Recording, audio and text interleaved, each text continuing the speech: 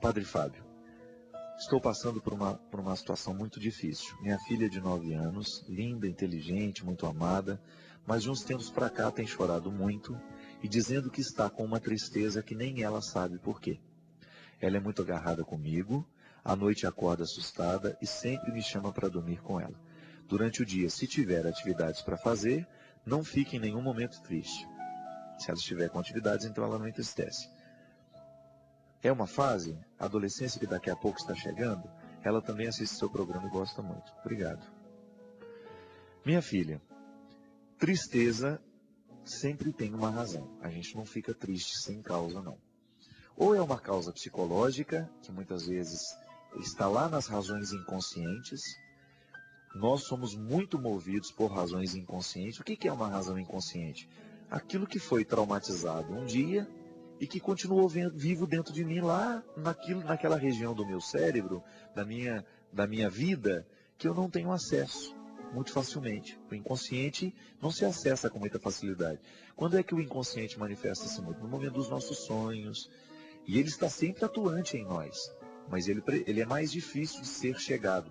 A consciência é um lugar mais fácil de chegar. Você está o tempo todo sabendo o que você pensa, por que você está sentindo, por que você está assim. Você tem uma razão clara, ela é uma razão consciente. Uma razão inconsciente é aquela que está em momentos do seu passado. O que a gente precisaria fazer com essa menina? Tentar dialogar o máximo, claro, sem essa formalidade. Senta aqui, minha filha, vamos conversar. Não. Tentar começar a perceber o que mudou no contexto da sua filha nos últimos tempos. Ela está vivendo do mesmo jeito? Ela passou por alguma experiência traumática? Quais são os amigos que sua filha está tendo? Será que ela passou por alguma experiência de decepção que ela não teve coragem de contar? Porque às vezes ela sabe o que está entristecendo, mas ela não tem coragem de dizer.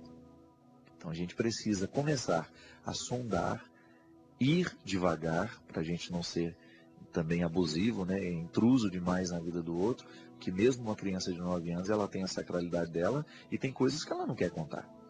Então a gente precisa ter essa cautela de chegar até o mais profundo do coração dela para saber se existe uma causa para essa tristeza.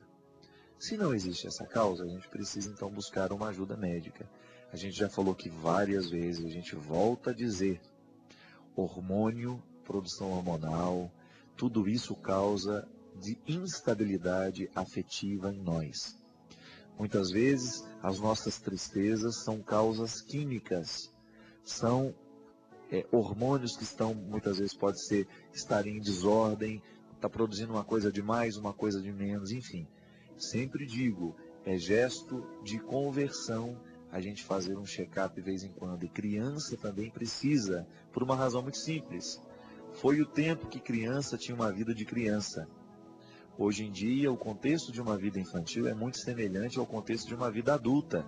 Tem muita responsabilidade, também tem período de estresse, tem atividades muito estressantes, tem acúmulos de responsabilidades. Veja bem, uma criança de 9 anos, se você dá uma carga excessiva de atividades e de responsabilidades, você começa a ter também uma criança estressada do mesmo jeito como você tem um adulto.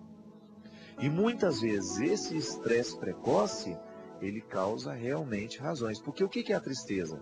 É uma manifestação de uma insatisfação.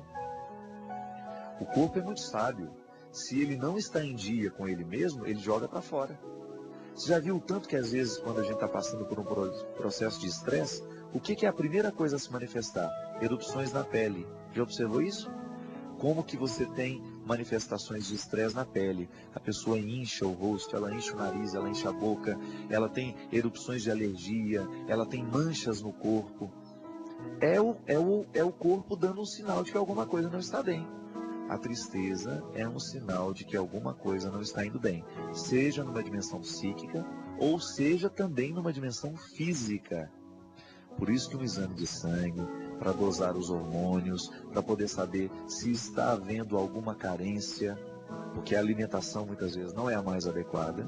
Os nossos filhos muitas vezes se alimentam muito mal, as nossas crianças comem muita bobagem por aí e vão ficando desnutridas aos poucos sem que você perceba. Porque você olha, está gordinha, acha que está cheia de saúde, mas não está. Muitas vezes essa necessária avaliação física química do exame de sangue, para poder identificar se existe alguma irregularidade para estar causando essa tristeza. Depressão é também falta de substâncias no sangue, viu?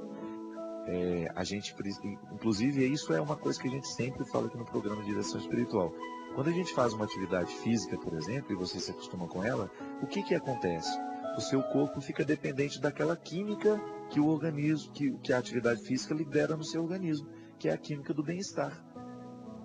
A mesma coisa quando você come chocolate. Dizem que quando nós comemos um chocolate, é também liberada uma química dentro do nosso organismo que nos causa bem-estar. Então a gente precisa ficar atento para saber qual é o comportamento que nós estamos tendo também alimentar, para a gente poder descobrir se nós estamos favorecendo a nossa saúde psíquica, emocional, porque o nosso emocional está intimamente ligado ao nosso físico. Claro que você vai comer chocolate todo dia, você vai ficar gordo, né? Você precisa dosar a sua alimentação, comer direitinho, para que você tenha todos os benefícios da alimentação, que também ajudam a gente a identificar isso aqui. Você que mora em Correias, vai lá no Denizão, na clínica de Correias, faz o seu exame periódico, que é lá que eu faço os meus. Eu acho que eu virei neurótico já, faço exame de sangue todo mês agora. Mas é bom, às vezes a gente descobre tanta coisa boba, que você pode já começar a cuidar desde o início, né? Essas pessoas que têm medo de fazer isso, eu não vou mexer com tá quieto, senão eu descubro que estou doente. Então descobre logo para você cuidar. É uma coisa que nós precisamos ter sempre o cuidado.